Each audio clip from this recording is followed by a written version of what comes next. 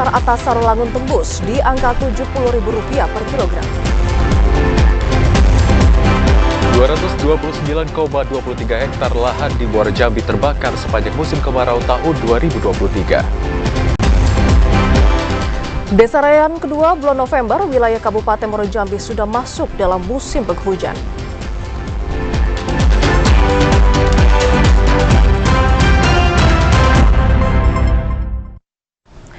Assalamualaikum warahmatullahi wabarakatuh. Selamat sore saudara. Anda kembali menyaksikan Jambi Hari Ini edisi Senin 13 November 2023. Selain 3 berita utama tadi saudara, redaksi kami juga telah menyiapkan sejumlah informasi penting dan menarik lainnya untuk Anda. Bersama saya Hazet Akbar. Dan saya Vidya Francisca. Inilah Jambi Hari Ini selengkapnya.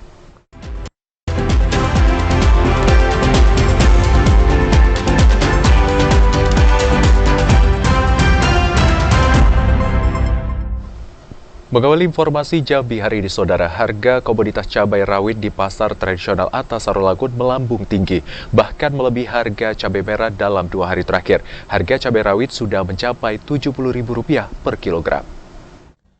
Kenaikan harga komoditas sayur mayur jenis cabai dalam 2 pekan terakhir dikeluhkan masyarakat. Meski sebelumnya harga jual cabai rawit masih di bawah harga jual cabai merah keriting, namun dalam 2 hari terakhir, harga cabai rawit sudah mengalahkan harga cabai merah. Dalam 1 pekan terakhir, harga jual cabai merah di kisaran Rp58.000 per kilogram dan cabai rawit hijau Rp55.000 per kilogram. Saat ini harga cabai rawit hijau melambung dan menyentuh harga Rp70.000 per kilogram, naik Rp15.000 dari harga sebelumnya. Kepala Dinas Ketahanan Pangan Pemerintah Kabupaten Sarolangun Masturo mengatakan, melambungnya kenaikan harga cabai rawit akibat minimnya pasokan dan persediaan cabai rawit di tingkat pedagang di pasaran. Stok di pasaran sebetulnya relatif, karena itu yang perlu cabai rawit kan untuk spray dan untuk orang-orang tertentu. Secara umum masyarakat butuh yang cabai rawit, cabai apa cabai merah. Mayoritas konsumsi atau konsumen cabai rawit umumnya bukan kalangan rumah tangga, melainkan masyarakat yang membuka usaha warung jajanan seperti nasi uduk.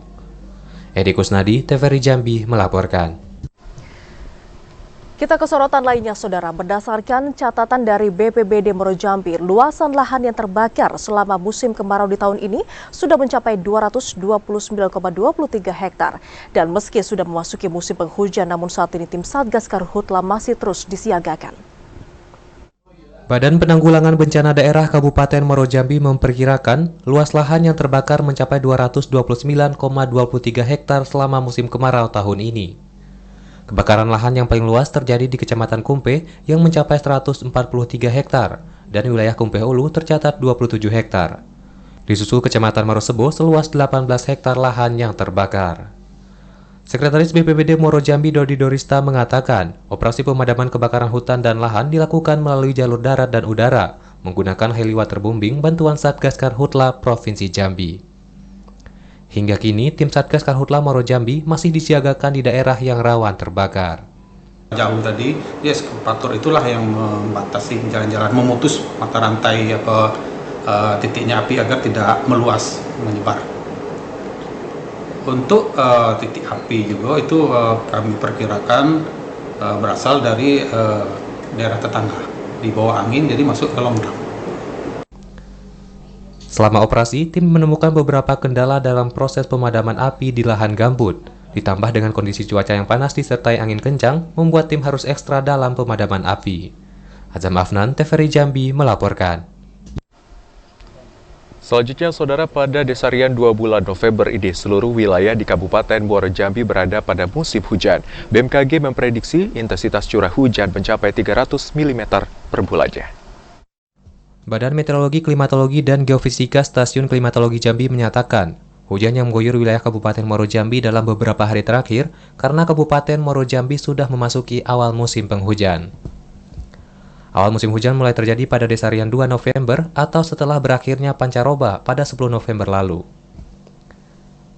Senior Forecaster BMKG Stasiun Klimatologi Jambi Arif Ma'rufi mengatakan, musim hujan terjadi secara menyeluruh di 11 kecamatan di Muara Jambi. Diprediksi intensitas curah hujan secara umum berada pada 200 hingga 300 mm per 1 bulan. Namun terdapat daerah dengan intensitas curah hujan yang melebihi 300 mm seperti daerah bagian utara Muara Jambi. Puncaknya merata sama di bulan Desember tahun 2023 ini di Kabupaten Muara Jambi. Intensitas hujan secara umum nanti diprediksi akan berada di 200 sampai 300 mm. Namun secara umum, nanti ada spot-spot khusus biasanya, misalnya di bagian utara di Muara Jambi ini biasanya akan lebih tinggi. BMKG Stasiun Klimatologi juga meminta masyarakat waspada bencana alam yang dapat terjadi pada musim hujan, terutama bencana banjir di daerah dataran rendah terutama di tepian sungai. Kemudian bencana longsor di kawasan tinggi dan angin kencang. Azam Afnan, TVRI Jambi melaporkan. Saudara, pemerintah Provinsi Jambi saat ini belum dapat memberikan gambaran terhadap besaran upah minimum provinsi untuk di tahun depan. Karena penetapan UMP akan dilakukan setelah adanya regulasi penghitungan dari pusat. Pemerintah Provinsi Jambi akan menunggu informasi resmi yang disampaikan pemerintah pusat terkait regulasi perhitungan besaran upah minimum provinsi untuk tahun 2024. Sekretaris Daerah Provinsi Jambi, Sudirman, mengatakan, Pemprov saat ini belum bisa memberikan gambaran terkait besaran upah yang akan ditetapkan. Regulasi perhitungan UMP yang dikeluarkan pemerintah pusat melalui Kementerian Ketenagakerjaan Republik Indonesia akan menjadi pedoman perhitungan UMP tahun depan. Regulasi itu juga akan menjadi landasan untuk melakukan rapat bersama pihak pengusaha, buruh maupun Dewan Pengupahan untuk menghitung besar upah tahun 2024. Keterlibatan pihak terkait dalam penetapan UMP menjadi hal mendasar agar upah yang ditetapkan bisa memberikan keadilan bagi pelaku usaha maupun buruh. Rapat biasa kalau UMP nanti ada rapat bersama antara Dinas Tenaga Kerja termasuk juga pihak pengusaha ya, terus ada perguruan tinggi itu. Saya belum dapat laporan dari Kadis. Biasanya mendekati pertengahan November sudah ada itu Pak, karena Desember kan sudah ada penetapan. Biasanya nunggu dulu, nunggu regulasinya dari sana. Kalau rambu-rambunya belum turun dari kementerian, kita belum bisa. Berdasarkan surat keputusan Gubernur Jambi, UMP Provinsi Jambi tahun 2023 ditetapkan sebesar Rp2.943.033 atau naik sebesar 9,04% jika dibandingkan UMP pada tahun 2022. Rendi Arta, TVRI Jambi melaporkan. Saudara, Pengadilan Negeri Jambi belum menerima surat permohonan eksekusi tanah di Jalan Sunan Gunung Jati, Kelurahan Kendali Asam, Kota Jambi. Belum dieksekusinya tanah tersebut karena pihak pengadilan belum menerima surat permohonan eksekusi dari pemilik lahan di lokasi berdirinya gedung SD tersebut. Pengadilan Negeri Jambi belum mengeksekusi gedung Sekolah Dasar Negeri 212 di Jalan Sunan Gunung Jati, Kelurahan Kendali Asam, Kecamatan Kota Baru, Kota Jambi. Belum dieksekusinya tanah tersebut karena pihak pengadilan belum menerima surat permohonan eksekusi dari pemilik lahan di lokasi berdirinya gedung sekolah tersebut. Saat ini pemilik lahan tengah menunggu hasil rapat koordinasi pemerintah kota terkait pelunasan pembayaran tanah dan bangunan yang diminta oleh pemilik tanah senilai 1,7 miliar rupiah dengan tanah seluas 3.500 meter persegi. Humas Pengadilan Negeri Jambi Suwarjo mengatakan, Pengadilan Negeri Jambi belum mengeksekusi tanah tersebut karena kedua belah pihak tengah melakukan kesepakatan untuk menyelesaikan permasalahan tersebut, dan pemerintah kota siap untuk melakukan pembayaran kepada pemilik lahan sesuai putusan Mahkamah Agung. Namanya putusan prinsip umum itu yang menang dari penggugat itu kan minta pelaksanaan putusan. Ya, kalau seandainya nanti tergugatnya tidak melaksanakan secara sukarela, tentunya akan dilaksanakan eksekusi. Nah, terkait dengan SD itu, kan proses sudah berjalan, sudah sampai Aan Maning ya. Aan Maning kemarin sudah dipanggil kedua belah pihak dan katanya sudah bernegosiasi. Beberapa hari lalu, pemilik tanah menyegel Sekolah Dasar Negeri 212 di Jalan Sunan Gunung Jati, Kelurahan Kendali Asam, Kecamatan Kota Baru, Kota Jambi. Penyegelan dilakukan karena belum adanya kejelasan dari pemerintah kota terkait status dan pembayaran lahan. Mereka mengharapkan pemerintah kota Jambi segera menyelesaikan permasalahan tersebut. Ashar, TVRI Jambi melaporkan. Saudara, Bawaslu Kabupaten Tanjung Jabung Barat menertibkan APK calon legislatif. Informasi selengkapnya akan kami hadirkan usai jeda dalam segmen Menuju Pemilu 2024. Tetaplah bersama kami.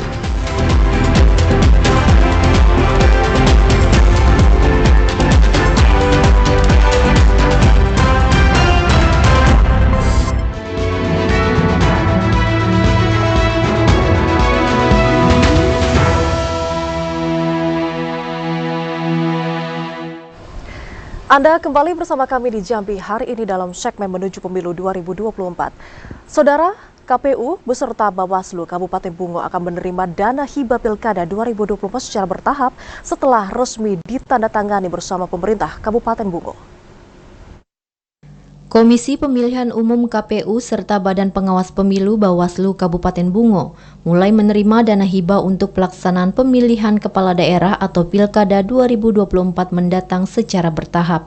Ketua KPU Bungo Armidis mengatakan, dana hibah akan diterima secara bertahap di akhir November 2023.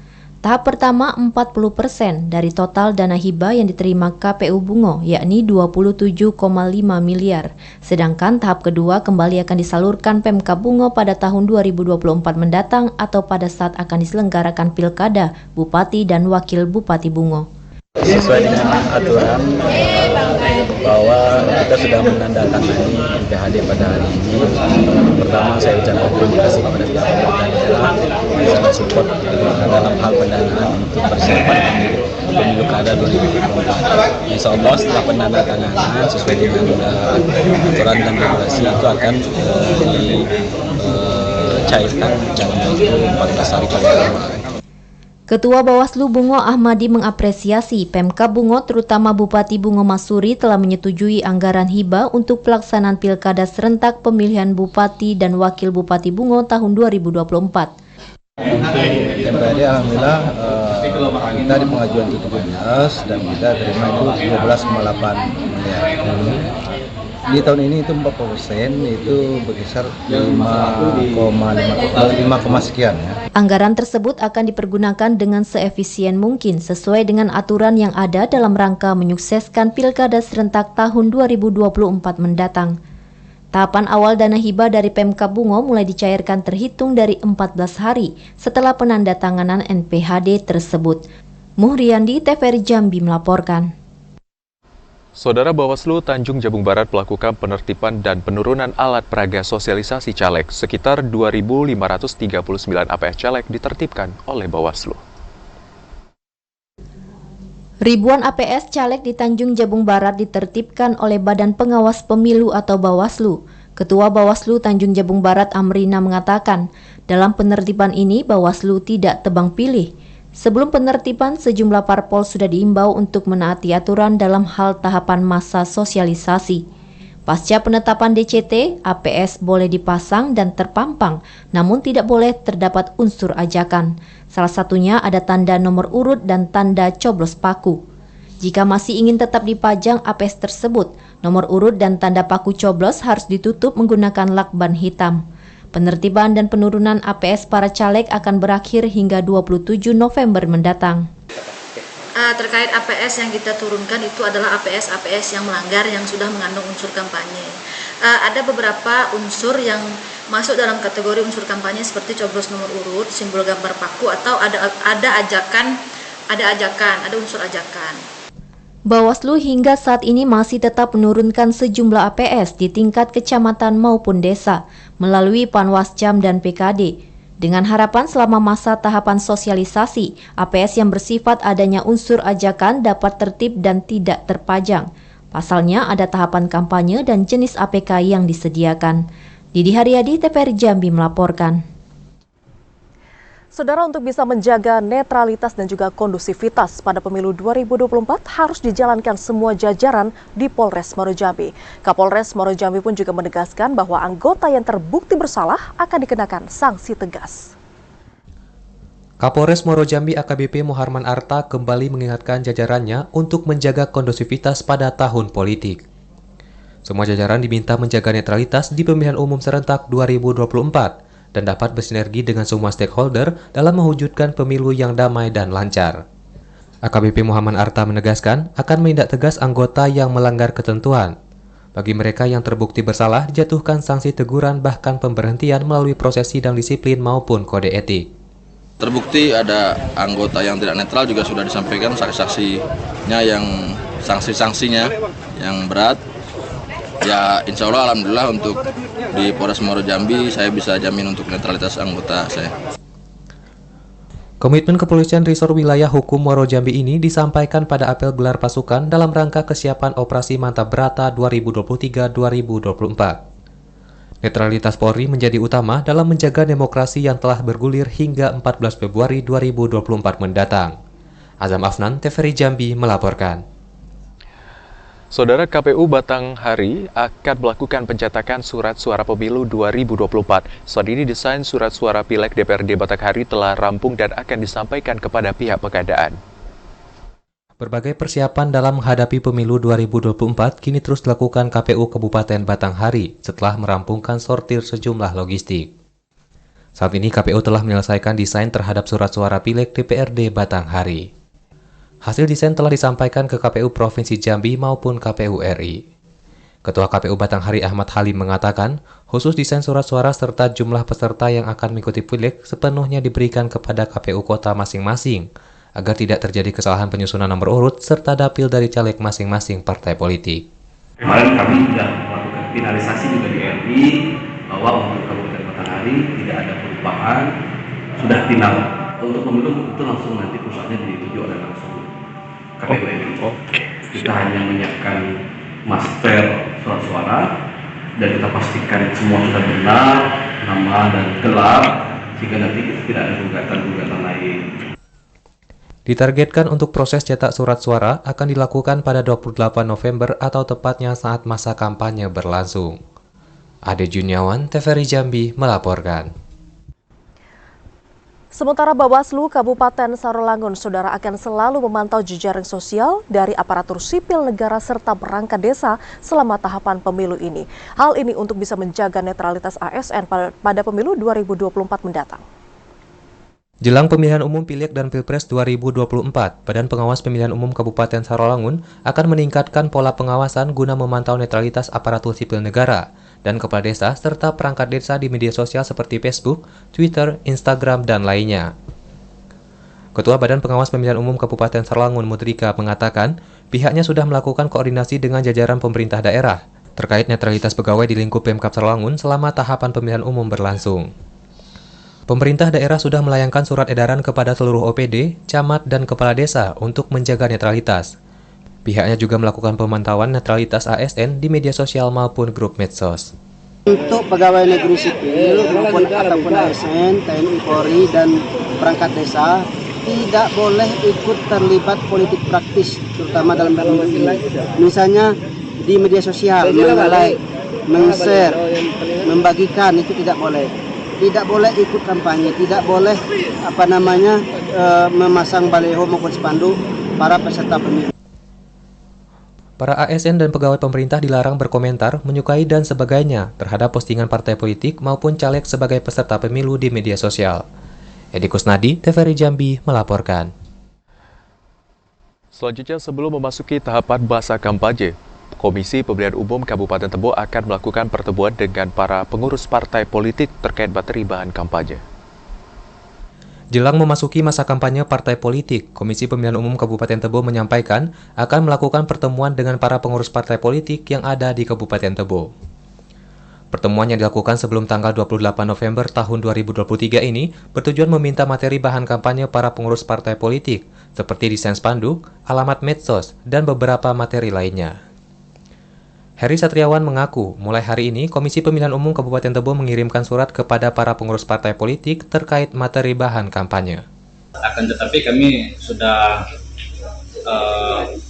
ini akan mengundang partai politik untuk meminta desain, spanduk segala macamnya, termasuk juga alamat medsos. Itu kami akan menyurati partai politik untuk segera mengirim. Jadi materi-materi bahan kampanyenya itu kami sudah siapkan konsep untuk mengirim surat ke partai politik.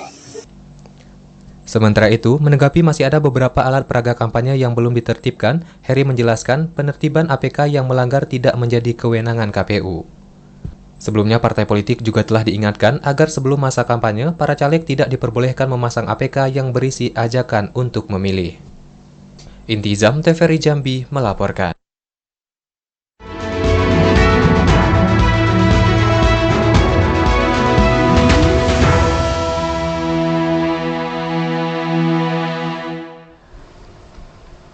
Saudara, Fakultas Kedokteran dan Ilmu Kesehatan Universitas Jambi gelar Jamhesik keempat tahun 2023. Informasi selengkapnya saudara kami hadirkan usai jeda sesaat lagi.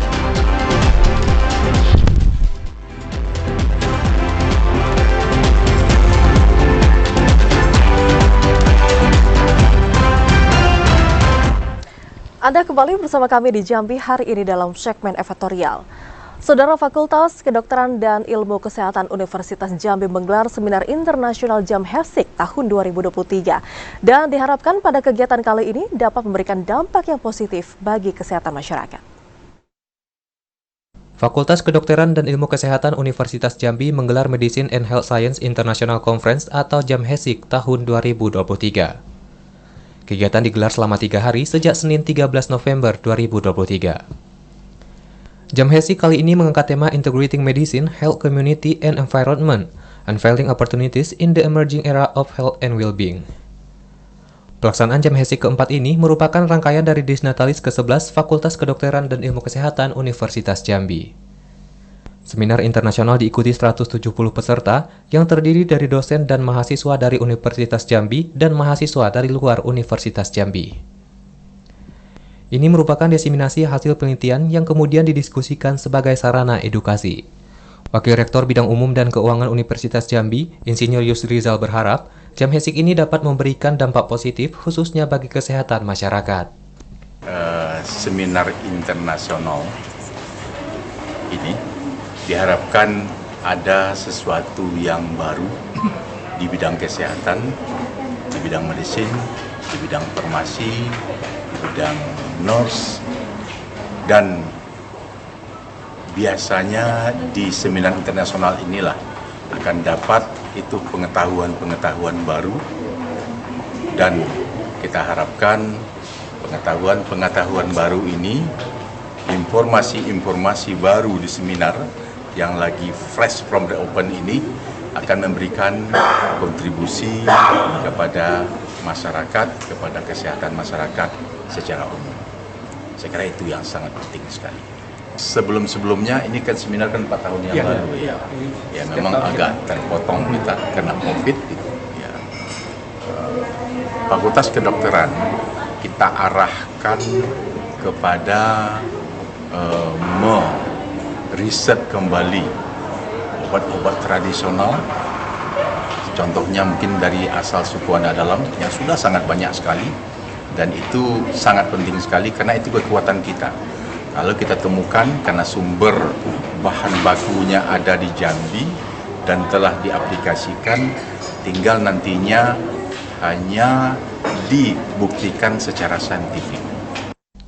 Dekan Fakultas Kedokteran dan Ilmu Kesehatan Universitas Jambi, Humaryanto, mengatakan, kegiatan ini juga menghadirkan beberapa narasumber internasional untuk menambah kemampuan dan meningkatkan keilmuan khususnya rumpun ilmu kesehatan. Medicine and Health Science International Conference yang sudah keempat, dan seperti yang tadi disampaikan oleh Bapak Wakil Rektor terkait dengan kegiatan ini bertujuan ada diseminasi hasil penelitian baik dosen, mahasiswa. Kemudian kegiatan ini juga kita melibatkan narasumber-narasumber level internasional dan nasional guna untuk meningkatkan keilmuan, pengetahuan, dan menambah wawasan Sivitas Akademika FKIK UNES Jambi. Dan tentunya kami berharap kegiatan ini bisa menyumbangkan keilmuan dan terkait dengan pembangunan kesehatan di Provinsi Jambi ini. Jadi itu yang bisa kami sampaikan. Ketua Panitia Jamhesik keempat tahun 2023, Muhammad Rifki Effendi berharap kegiatan ini dapat meningkatkan kolaborasi Fakultas Kedokteran dan Ilmu Kesehatan Universitas Jambi dengan universitas lainnya di Indonesia. Dan dalam kegiatan ini ada 75 presenter, baik itu mencakupi presentasi oral maupun poster. Di mana dalam kegiatan ini kita disokong oleh beberapa keynote speaker yang dari Indonesia tentunya, Malaysia, Thailand, Australia, kemudian dari United Kingdom. Jadi dalam kegiatan ini harapannya dapat terbentuk kolaborasi antara sesama peneliti di Universitas Jambi, terutamanya Fakultas Kedokteran dan Ilmu Kesehatan, dan juga nanti ada juga kolaborasi dan sharing knowledge dari terutama peneliti baik itu di luar provinsi Jambi atau di luar universitas. Jam HESIK ini akan dilakukan setiap tahunnya. Hal itu bertujuan untuk melahirkan generasi tenaga kesehatan yang baik dan berkualitas di Provinsi Jambi. Joko, TVRI Jambi melaporkan. Kesorotan lainnya, Saudara, Seksi Wartawan Olahraga Persatuan Wartawan Indonesia Provinsi Jambi menggelar rapat kerja daerah ke-1 tahun 2023. Kegiatan ini dihadiri Ketua Umum PWI Pusat, Henry Cihabangun. Guna mengoptimalkan program kerja Persatuan Wartawan Indonesia 2023-2024, Seksi Wartawan Olahraga PWI Provinsi Jambi menyelenggarakan rapat kerja daerah ke-1 tahun 2023 bersama pengurus dan anggota SIWO sekabupaten kota dalam Provinsi Jambi. Kegiatan ini mengangkat tema wartawan sehat, wartawan berprestasi. Ketua Umum PWI Pusat Henry Cihabangun mengatakan, SIWO harus memahami pengetahuan tentang olahraga sehingga mudah dalam membuat berita tentang olahraga. Henry Cihabangun juga mengapresiasi kegiatan Rakerda SIWO di Provinsi Jambi dan berharap SIWO bisa bekerja sama dengan stakeholder dan masyarakat luas dalam memberikan informasi dan publikasi. Diharapkan kegiatan ini bisa dilakukan setiap tahun sekali sehingga setiap kegiatan bisa dievaluasi. Untuk PON 5 tahun mendatang kalau semuanya itu main gadget. Nah, kalau kita beri rangsangan, ya kalau di Singapura itu ya teman-teman sekalian, dia berprestasi di tingkat SMA aja dibikin foto headline. Wah, ini dia jagoan dari SMA sekian. Nah, itu membuat yang lain yang masih SMP, wah saya nanti kalau saya SMA begini. Nah, itu harus, itu yang namanya positive news tadi. Jadi kita bekerja, memang orang sering bilang buat apa sih berita baik? Berita baik itu adalah kontribusi pers untuk memajukan masyarakat, memajukan bangsa Indonesia. Pada kesempatan ini, Henry Cihabangun menyerahkan secara simbolis bantuan 100 tak semen kepada Ketua PWI Provinsi Jambi untuk pembangunan gedung balai pertemuan, rumah tunggu, dan musola. Iwan Henry, Lebriansyah, TVRI Jambi melaporkan. Sementara itu, Saudara, Ketua Umum PWI Pusat Henry Cihabangun juga meletakkan batu pertama dalam pembangunan balai pertemuan, rumah tunggu, dan juga musola di Sekretariat PWI Provinsi Jambi. Diharapkan dengan pengembangan sarana prasarana ini dapat menunjang berbagai program PWI Provinsi Jambi. Ketua Umum PWI Pusat Henry Cihabangun didampingi Sekjen PWI Pusat Said serta Ketua Umum IKWI Pusat Andi Desmawati melakukan kunjungan kerja ke Provinsi Jambi. Salah satu kegiatan yang dilaksanakan yakni peletakan batu pertama pembangunan balai pertemuan, rumah tunggu, dan musola di Sekretariat PWI Provinsi Jambi. Ketua Umum PWI Pusat turut menyumbang 100 tak semen untuk pembangunan sarana prasarana tersebut. Dengan adanya pengembangan gedung sarana prasarana ini, Henry Cihabangun berharap dapat mendukung berbagai program yang dilaksanakan PWI Provinsi Jambi. Sementara Ketua Umum PWI Provinsi Jambi HR Ridwan Agus mengatakan, pembangunan ketiga objek tersebut merupakan swadaya murni pengurus PWI Provinsi Jambi dan sumbangan pihak ketiga. Ya, untuk melengkapi infrastruktur PWI Jambi yang sudah ada. Dengan demikian nanti kegiatan-kegiatan juga dapat lebih efektif, efisien gitu ya. Dan saya kira inisiatif yang bagus dan juga tidak semua provinsi yang memiliki tempat pertemuan, musola dan sebagainya. Sebelumnya peletakan batu pertama, Ketua PWI Pusat Henry Cihabangun juga membuka rapat kerja Seksi Wartawan Olahraga atau SIWO PWI Provinsi Jambi yang mengusung tema wartawan sehat, wartawan berprestasi. Henry Cihabangun berpesan kepada seluruh anggota SIWO agar memahami seluruh teknik olahraga sehingga mempermudah dalam meliput kegiatan atau berbagai cabang olahraga yang dipertandingkan. Selain pengurus provinsi, Raker SIWO ini juga melibatkan jajaran pengurus SIWO PWI Kabupaten Kota se-Provinsi Jambi. Andri Wijaya, TVRI Jambi melaporkan. Ke informasi lainnya, Saudara, beasiswa terhadap siswa-siswi SD sampai dengan perguruan tinggi akan digelontorkan pemerintah Kabupaten Batanghari. Total nilai beasiswa yang dipersiapkan mencapai 3 miliar rupiah lebih. Bantuan beasiswa bagi pelajar SD, SMP, SMA hingga perguruan tinggi tahun 2023 ini kembali diberlakukan pemerintah Kabupaten Batanghari. Pemberian beasiswa dibagi menjadi 3 kategori, yakni untuk siswa berprestasi, tahfiz, serta kurang mampu. Nantinya setiap syarat pengajuan berkas calon penerima beasiswa diwajibkan melampirkan bukti keterangan dari instansi terkait, sesuai kategori usulan penerimaan beasiswa. Kepala Bidang Pendidikan Dasar Dinas Pendidikan dan Kebudayaan Batanghari Adi Saputra mengatakan, untuk pengajuan berkas sudah dibuka sejak tanggal 6 dan akan berakhir pada 15 November. Setiap berkas yang diterima akan diverifikasi terlebih dahulu oleh petugas guna memastikan terpenuhinya syarat dokumen tersebut. Untuk penerima 6.917 orang, terdiri dari SD, SMP, SMA, dan mahasiswa. Dan kategori pun itu ada siswa yang kurang mampu, ya kan, siswa prestasi, sama yang tahfiz. Sesuai ketentuan, nilai anggaran yang telah dipersiapkan Pemkab untuk beasiswa mencapai 3,6 miliar rupiah untuk kuota penerima sebanyak 6.917 orang. Ade Juniawan, TVRI Jambi melaporkan. Saudara, sesuai dengan jadwal pelaksanaan CAT P3K pemerintah Provinsi Jambi untuk tenaga kesehatan akan dimulai dari tanggal 15 hingga 17 November. Sementara tanggal 21 sampai dengan 26 November untuk formasi guru. Badan Kepegawaian Daerah Provinsi Jambi secara resmi menerima tes pelaksanaan Computer Assisted Test atau CAT untuk penerimaan pegawai pemerintah dengan perjanjian kerja di lingkup pemerintah Provinsi Jambi. Kepala BKD Provinsi Jambi Henry Zal menjelaskan, jadwal pelaksanaan CAT untuk alokasi P3K tahun 2023 yang telah dikeluarkan pemerintah pusat terbagi dalam 2 kategori. Untuk formasi tenaga kesehatan dijadwalkan berlangsung dari tanggal 15 sampai dengan 17 November di Politeknik Kesehatan Kemenkes Jambi. Sementara untuk formasi tenaga guru dimulai tanggal 21 hingga 26 November di UIN STS Jambi. Pelaksanaan seleksi CAT akan langsung dikoordinir oleh Badan Kepegawaian Negara sesuai ketentuan yang ditetapkan pemerintah pusat. Sedangkan Pemprov melalui BKD hanya akan mengirimkan 8 orang petugas untuk mendampingi guna memastikan kelancaran seleksi. Sekarang sudah ada jadwal untuk pelaksanaan seleksi CAT. Itu ada 2 kategori. Yang pertama tenaga kesehatan, itu tanggal 15 sampai dengan tanggal 17. Itu lokasi tes itu di Poltekkes. Terus yang kedua untuk tenaga guru itu di tanggal 21 sampai dengan tanggal 26. Tempat CAT ataupun tes itu lokasinya di UIN STS Jambi. Pada tahun 2023, Pemprov Jambi menerima alokasi P3K sebanyak 1.922 formasi. 1.700 merupakan tenaga guru, 200 tenaga kesehatan, serta 22 untuk tenaga teknis.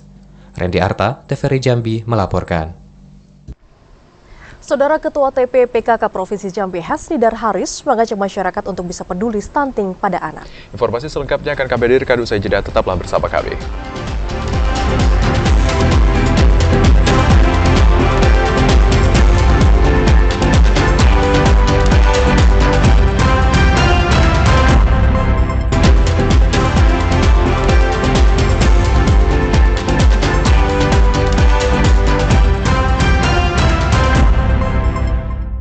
Terima kasih saudara, Anda masih menyaksikan Jambi hari ini.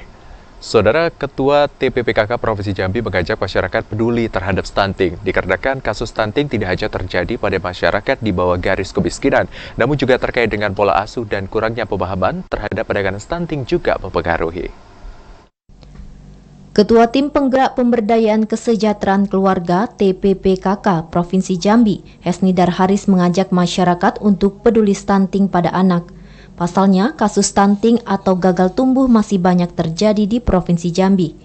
Hasnidar Haris mengatakan kasus stunting tidak hanya terjadi pada masyarakat yang berada di bawah garis kemiskinan. Kasus stunting banyak terjadi karena kurangnya pemahaman masyarakat terhadap penanganan stunting. Masyarakat diminta memahami cara menjaga kesehatan anak. Pasalnya, selain pola makan yang sehat, pola asuh yang baik juga turut mempengaruhi. Stunting ini adalah target nasional, maka kita harus bekerja sama, tidak bekerja sendiri untuk mensukseskan program ini, bekerja sama dengan OPD, bekerja sama dengan BKKBN, dengan semua OPD, kemudian mengajak para kader untuk benar-benar peduli dan memperhatikan tentang stunting ini dan turun ke masyarakat. Kader PKK di Kabupaten Kota Provinsi Jambi juga harus aktif gelar posyandu, sehingga masyarakat bisa secara rutin mengecek kesehatan anak. Joko Adli, TVRI Jambi melaporkan. Terbukti ikut terlibat dalam polemik sumbangan komite, Kepala Sekolah SMA Negeri 2 Kota Jambi resmi mendapatkan teguran tertulis dari Dinas Pendidikan Provinsi Jambi. Terlibat dalam polemik sumbangan komite yang dinilai masuk dalam kategori pungutan liar, Kepala SMA Negeri 2 Kota Jambi resmi mendapatkan teguran tertulis dari Dinas Pendidikan Provinsi Jambi. Teguran ini juga sebagai bentuk peringatan keras bagi kepala sekolah lainnya agar tidak melakukan kesalahan yang sama. Kepala Bidang Pembinaan SMA Disdik Provinsi Jambi Harmadeli menjelaskan, teguran tersebut diberikan Dinas Pendidikan setelah kepala sekolah dan komite memenuhi panggilan pada 27 Oktober 2023. Pada pemanggilan tersebut, kepala sekolah mengaku hilaf telah menandatangani surat pungutan yang dikeluarkan komite. Sejumlah poin dalam surat itu juga secara resmi telah dibatalkan pihak komite untuk meluruskan persoalan yang terjadi. Disdik secara tegas meminta sekolah maupun komite untuk mempedomani Permendikbud nomor 75 tahun 2016 sebelum memutuskan kebijakan pungutan agar tak melanggar aturan. Beri teguran, akan bisa komunikasi dengan Kepala SMA 2 dan ada beberapa poin yang di dalam itu sudah dibatalkan, ada surat pembatalannya. Tegurannya dalam bentuk apa ini, Bu? Ya, tertulis. Kemudian kami juga, selain tertulis, kami juga memanggil Kepala SMA 2 beserta komitenya ke kantor. Tegurannya keras, ringan, sedang, atau apa tahapannya, Bu? Karena ini pertama, teguran belum ringan aja. Polemik sumbangan Komite SMA Negeri 2 Kota Jambi mencuat setelah munculnya surat pungutan wajib tertanggal 13 Oktober 2023 yang menetapkan besaran pungutan dan ditandatangani kepala sekolah bersama ketua komite. Randy Arta, TVRI Jambi melaporkan. Asosiasi Perhotelan dan Restoran Indonesia Kota Sungai Penuh memprediksi jumlah hunian kamar hotel di Kota Sungai Penuh meningkat pada akhir tahun 2023. Meningkatnya jumlah pemesanan kamar hotel ini disebabkan banyaknya jumlah kunjungan wisatawan libur Natal dan juga Tahun Baru. Perhimpunan Perhotelan dan Restoran Indonesia Kota Sungai Penuh memprediksi tingkat hunian kamar hotel di Kota Sungai Penuh menjelang akhir tahun 2023 akan mengalami peningkatan jika dibandingkan bulan sebelumnya. Meningkatnya jumlah hunian kamar hotel seiring dengan meningkatnya jumlah kunjungan wisatawan ke Kota Sungai Penuh saat libur Natal dan Tahun Baru. Ketua Asosiasi Perhotelan dan Restoran Indonesia Kota Sungai Penuh Harmen mengatakan, tingkat hunian kamar hotel di Kota Sungai Penuh diprediksi meningkat hingga 70%. Sementara pada hari normal, tingkat hunian kamar hotel hanya berkisar 30%. Kalau untuk saat ini untuk Tahun Baru belum ada. Biasanya yang kita melihat bertuah pada yang sudah itu di pertengahan Desember baru mereka pada banyak bookingan untuk menyambut Tahun Baru. Iya. Biasanya berapa persen Pak peningkatan kita Pak? Peningkatannya mungkin dari kunjungan yang ada itu di atas 50% sampai 70% kunjungan. Tapi itu kunjungan cuma berselang 3H-3 dengan H+5. Saat ini pihak pengelola hotel terus berbenah guna memberikan kenyamanan terhadap tamu hotel yang akan datang ke Kota Sungai Penuh. Ilwan, TVRI Jambi melaporkan. Saudara, informasi tadi sekaligus menutup perjumpaan kita dalam Jambi hari ini. Terima kasih atas perhatian dan kebersamaan Anda. Saya Hazid Akbar. Dan saya Vidya Francisca pamit undur diri. Wassalamualaikum warahmatullahi wabarakatuh dan sampai jumpa.